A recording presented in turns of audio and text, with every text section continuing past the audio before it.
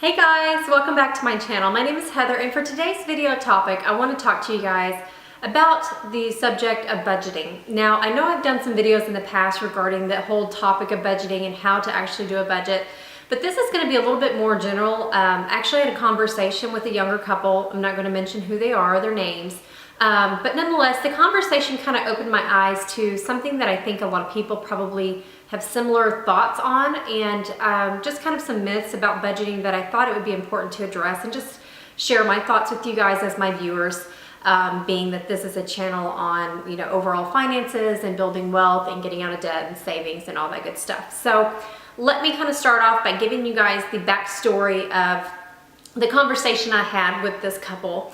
So over about a month ago, it was in, I think in November or December, I was talking with this young couple, and they came to me just because they knew I'm kind of I guess into the finances. I'm as a personal financial coach and things like that. And so we were just talking a little bit about, they were having some money struggles, nothing major, but they wanted to kind of pick my brain and get some feedback.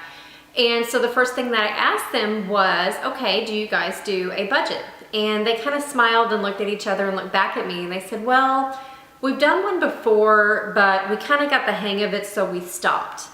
And I said, okay. And I said, why did you feel like, you know, because you got the hang of it, you just felt like you just stopped budgeting? Is that why? And they said, well, yeah. And, you know, it's time consuming, and it took some effort to try to get our schedules aligned to sit down and do it together. And I said, I understand all that. It can be a little bit time consuming, and everybody's always so busy. But I said, the problem with you kind of got the hang of it is very inconsistent and worrisome to me. I said, because the reason being is kind of having a handle on your money is not good enough in my opinion. You work too hard, you know, and I was telling them, you know, you work 40 plus hours a week. You work extremely hard to provide a living for you and your family. And you don't want to be very nonchalant about your money. You want to make sure that the hours that you're spent doing your work day to day, that money is going towards doing something good for yourself and for your family, that you're maximizing how you're spending your paychecks. And I said, unless you're doing a budget, you're going to be messy with how you spend your money, because you're not going to have a very clear picture of where your money is coming and going. So what I had told them is, for example, and I kind of understood where they were coming from, and they said they kind of have a handle on it. And I think they were thinking more specifically about fixed expenses. So things like their rent, or like in my case, my mortgage payment, people have car payments. Those are gonna always be things that are fixed payments every single month. So it's not gonna change. So every month, you know, they know they have a rent payment and a car payment, you know, and I know I have my mortgage payment I have to pay. That amount is gonna be the same regardless of what month it is. But what I also proposed to them, so I said, so those are fixed expenses. The other thing you have to think about is variable expenses. So again, I used myself as an example, and I said, for me personally, right now for the month coming up in January is one of my lowest months for water bill, because I'm not having to water my yard and do all this and that, watering my foundation like crazy, as compared to, say, the month of August when it's 100 degrees in Texas weather. So, you know, my water bill in August is probably one of my highest months out of the year, but I live in Texas and it's 100 degrees. We have to water our yards and our foundations, or we're going to have problems. So that's just an example that, you know, my utility bills are going to vary from month to month, just like theirs are, or you guys watching, y'all's utility bills are going to vary depending on where you live and what month it is. Another example I gave them was, you know, I work for a credit union full time, and I also do pet sitting and real estate on the side.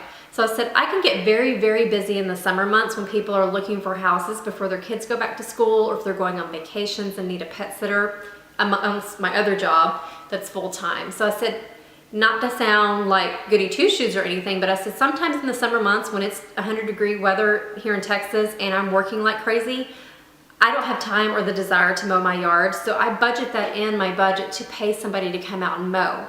And say, you know, July, August, September, when it's super, super hot here. Whereas right now in January, February, I don't have to worry about that expense of having somebody come mow, or me having to take the time and go down to the gas station and get fuel to, you know, fuel up my lawnmower and mow. So that's another reason, is you're gonna have different expenses throughout the year or the season that are gonna make your budget vary and change.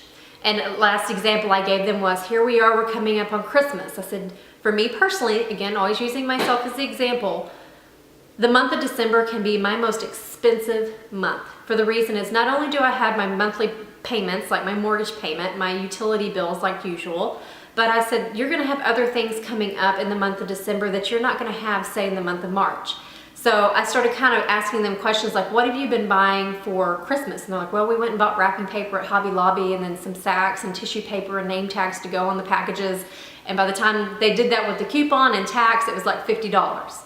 And I said, well, do you have any plans to go out to any Christmas parties or dinner parties where you're gonna have to bring food? And they were like, yeah. And I said, so more than likely, if you were to look on paper or however you want to do your budget, you're gonna be spending more money on food and groceries than you do any other particular month, more than likely.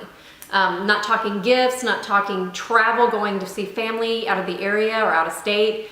You know, there's just, December is a very expensive month for most people. So I said, when you look at, say, March, you don't have those same kind of expenses. So that's why it's so crucial to do one for every single month. And you want to make sure that you're doing your budget before the month begins. You don't want to be mid-month and go, I think I'll do a budget for January, and you're, you know, it's January 12th or something. So I said, you know, when you get towards the end of every month, start doing your budget for the next month. For me personally, I can do our budget probably in 30 minutes, working with my husband. I work it up on Excel. I'll put a link below. I do have my budget out on Fiverr.com if you're interested. But I mean, there's free templates and you can start on paper if you want. I just got tired of having to rewrite it every single month. So I did mine on the computer on Excel because that's what I'm comfortable and good with. But like I told them, I said, now that I've done it for years and years, doing a budget is quick and easy. But I said, if you're new to doing a budget or you haven't done it in a while, give yourself some time. You know, order you a pizza, sit down at the dinner table, and y'all work on it together. For me, for my family, my household, what I've done now is I pretty much work up the budget on our spreadsheet, and then before I consider it finalized, I have my husband review it and make at least one change, because there's usually something I either forgot to budget for, or maybe I need to budget higher dollar amount or less amount for certain things or for savings goals. It just gives him that opportunity to tell me, you know, and vice versa, if there's anything we left out or need to account for. And that way too, when I say, oh, we don't need to spend this money for this reason because we're working for these savings goals, we're on the same page with how we're spending our income. So it does require time and effort, like I told them, but I said, you know, if you think about it, more people spend more time planning their summer vacation than how they plan on spending their entire year's worth of income. And for me personally, if I'm gonna work as hard as I do to make the money I make, I wanna make sure that I do the absolute best with it, because at the end of each year, as I see my net worth growing, that's what motivates me. And I said, that will eliminate a lot of your money struggles. So if you guys out there watching, you know, if you've set any kind of financial New Year's resolutions or financial goals, whether it be to have more money in savings, to pay off debt, maybe you want to pay off your car early, whatever it is, you want to put more money in your 401k, all of that starts with doing a budget. If you have a handle on where your money is coming and going versus it just slipping through your fingers and looking back going, where did I spend that $300 or whatever? You know, you're going to be a lot more impactful to achieving your financial goals if you have a budget in place and you work off your budget. Make sure it's realistic. You know, if you really need X amount of dollars for food and gas every 2 weeks or every month, you know, make sure you're allotting enough money. If you're finding that your budget's running up short, it's not easy, but it's very simple. You've got to figure out what you can cut out of your budget. Maybe that's cutting cable, cutting out doing your nails or getting your hair done, or maybe it's you need to start looking for a side job or a better job. This is the time of year where it's a new year, it's a fresh slate to start over and start fresh. So hopefully this just kind of got you to thinking a little bit about the budgeting. And if you're not doing one, I highly encourage you to do it. It's like riding a bicycle. You're gonna fall off and maybe make some mistakes in the beginning. I still do sometimes make mistakes and I forget to, oh, I've gotta pay my toll charges or something like that. But a budget is better than nothing. And like I said, over time, you're gonna get better with it, just like riding a bike. Eventually, you're gonna learn how to ride it really well and you're not gonna fall over and hurt yourself. Like, you'll figure it out and it'll be smooth sailing from there. So I hope you enjoyed this video topic. I'm sorry it got a little bit lengthy. If you did enjoy it, please give this video a big thumbs up. Be sure to leave a comment below on any future video topics you'd like to see from me in 2017, as well as subscribe for future videos on all things money. Thanks so much, and y'all have a great, wonderful, and productive new year.